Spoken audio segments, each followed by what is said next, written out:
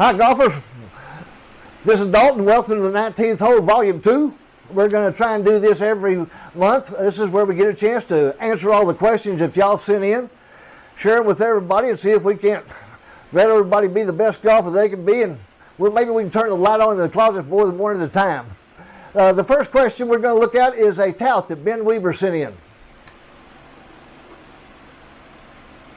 Well, hi Dalton, it's Ben here. I hope you're well. I haven't actually bought the videos yet, to be perfectly honest with you, but obviously I'm considering it. Could you just tell me a little bit about your philosophy and why I should make the changes? That's a good question, Ben. I appreciate that one, Frodna. We hadn't really gone into that on my Facebook or the website, so I appreciate that. We're looking at that. First off, it's real easy to do. It's real easy to repeat. When I was looking for my everybody goes through the same gamut on the golf swings. There's no shortcut to this. There's no secret to this. Everybody has the same learning curve. As I was trying to figure out how to keep my club face on line and square to the back of the ball so I could hit it dead square in the back so it'd go straight, I was out in Orlando and I got to see the Iron Byron machine in person. And that was an amazing thing to see. Where they put the club in the machine and tighten it down is on ball bearings. There's absolutely no resistance to it whatsoever.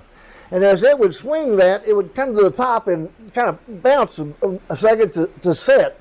And then when it went through, it was in the same place on the other side. It was a mirror image of itself on both sides. And that made a whole lot of sense to me. As I started going through this, trying to be a mirror image on both sides, I realized that, partner, if you're not using your wristies, you are losing power. These guys that you see on television that brace their arms up and then try and swing a golf club with just their legs, I promise you, you can put my legs in a barrel if you want to, and I'll put their arms in a cast, and we'll see who can hit it the furthest. If you're not using your wrist, guys, you're losing power. And this is real easy to do. Kids can do it. Women can do it. And especially the older people, it's really easy on your back because it's real easy to produce because all we're trying to do is be a mirror image on both sides. Let me go out to the range here with you, and I'll show you a little more what I'm talking about. What I was trying to do when I started learning this and trying to figure out how I could be more consistent and hit straight golf shots and stop that 40-yard hook that I had that sometimes when it goes out to the right and my friends will say, come back. No, it's not coming back. It was trying to keep my face square. If you had a pendulum, if you swung that golf club like that club would never not be square. And that was basically my philosophy. How close can I get that golf club to me, and how straight up in the air can I come to maintain that angle so that my club face is square, more than the width of my feet. And I got it down. What I was doing one day is I was on a little mound, and I was playing, it was wet, and I went to swing into the mound. I forgot to move my shoulders, and when I did, I stuck the club in the ground like that. And I thought to myself, well, my goodness, when I stepped back and I looked at it, it was dead on line with the target, and when I did, I was right beside my money. And that just made me thinking of all the times that I skipped rocks and played shortstop, and that's about where I was.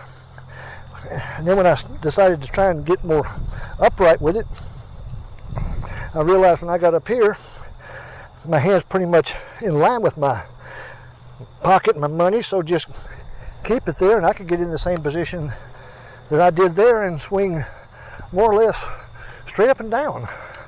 The fact that I got a chest looks like a spoon, I can get the backs of my arms up on top of my chest like that, put my elbows together. A lot of people can't do that. But I can stand straight up and down and swing, and my hands never cross my toes. And that was the whole idea behind it. How close can I get to that? A lot of you guys can't do that. This is not trying to do what I do. This is taking the philosophy that I've got, us agreeing on it, and that's seeing what your body can do. But basically the philosophy is, how far can I keep the club face squaring on line? That was the whole idea. All right, Ben, I hope that answered your question. I will definitely go into more detail on that for you, and I'll put it on the website. Moving on here, Peter Condon asked me about what I thought about the stack and tilt. Peter, it's a shot. What I do is a shot. What I don't want you to do is go to YouTube and start nitpicking these instructors on YouTube and taking pieces here and pieces there and trying to put this together. Don't do this. This is just a shot.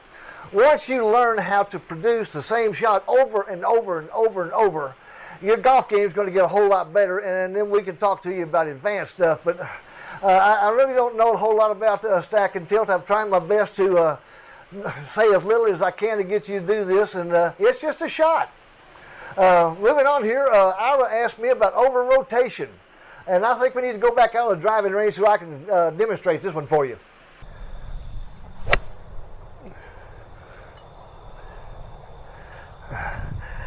Golfers, the next question that I had asked was from Ira, and he asked about he thought he was over-rotating without a video. I'm not sure whether it was rotating back or rotating forward, but let's consider it being rotating back. You put your a club across your shoulders like this. Those drills, guys, are important. I know most of you don't practice those drills. As the comedian Sam Kinison used to say, there's a reason! Trust me, guys, there's a reason for them. It helps your muscle memory. Helps you repeat it. Helps you get the feel, I should say, not muscle memory.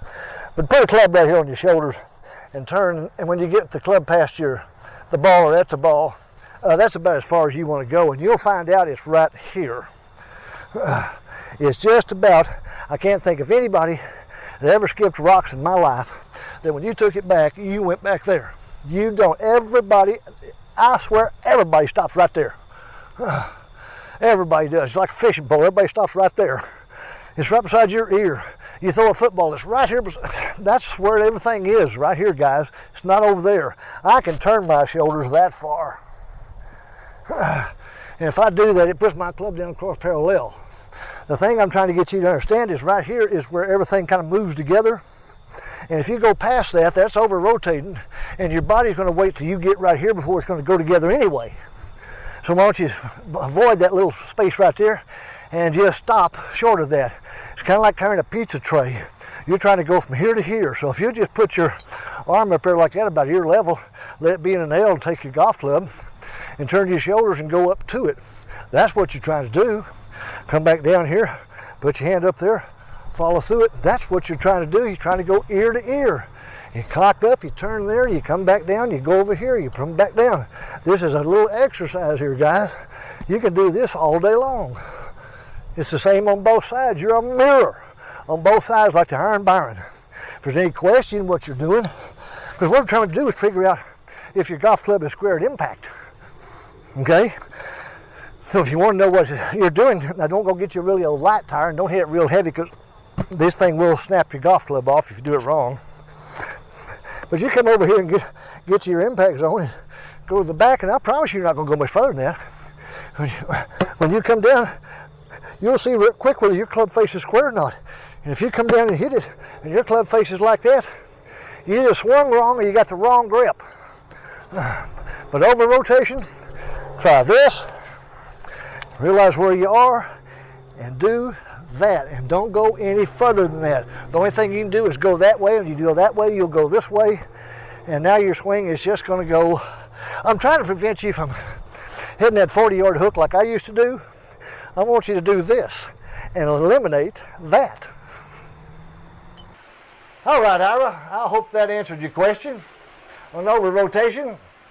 The next question that was asked was Jeffrey Smith. He sent in a question. He bought that new V1 software that can analyze your swing and compare it to the pros, and he asked which one of the pros out there swings like me that he can pull up on the V1 software and compare.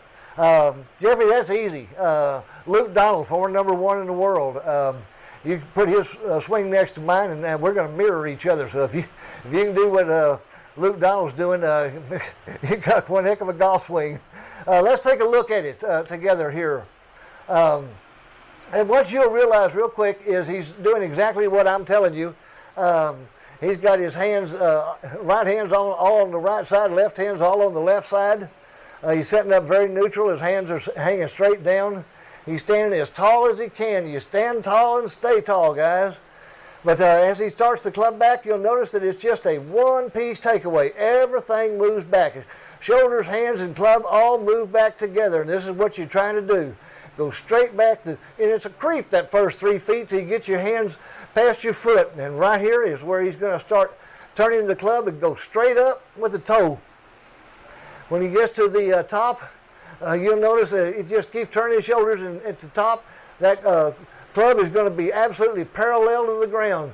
His hands are going to be just above his ears, but I promise you he's in that L. That right arm is in that L position. It's just so important. And his left elbow his right elbow is tucked in, and the toe of that club is going straight down to the ground. This is perfect position, and I just want you all to note where his hands are here, but he's going to be in the same place on the other side. This boy's golf swing, like mine, is a mirror image on both sides. He must have seen that iron bind too. As he comes down, he's got his hands right here. This is perfect. As he gets down towards his waist, you'll know that his hands are right next to his money. All of his weight's being shifted at the same time. He's leaving absolutely no weight on the tee box. It's all being put right dead square in the back of the golf ball. It squares up just about a foot before it touches it. It's dead square when he gets to the ball. And as he releases and goes through it, you'll notice that that club face is still square outside his left foot. Guys, there's my 40-inch zone of squareness I talk about. That's how long that club face is staying square. And I guarantee you, if it's square a foot before it touches it, and it's still square 2 feet or more after it passes it, where do you think it's going? I promise you it's going dead straight. That swing is not going to hook or fade. As he comes up, you'll notice his wrists go over really, really quick, and he's totally turned over by the time he gets to his waist. That is a wrist swing, guys. If you are not using your wristies, you are losing power. And as he gets to his waist, you'll notice again that club is straight at the target. He's swinging it right straight up high like he did on the backswing. The toe of the club is going to go straight up, straight over, and straight down to the ground. And he's just a mirror image of himself on both sides of the ball. And look at this balance. He's completely up on his toe. All of his weight's on the outside of his left foot. He has absolutely no weight on that right foot whatsoever. This is a great golf swing, guys. If you can mirror this, you can play in the fairway the rest of your life, I guarantee you.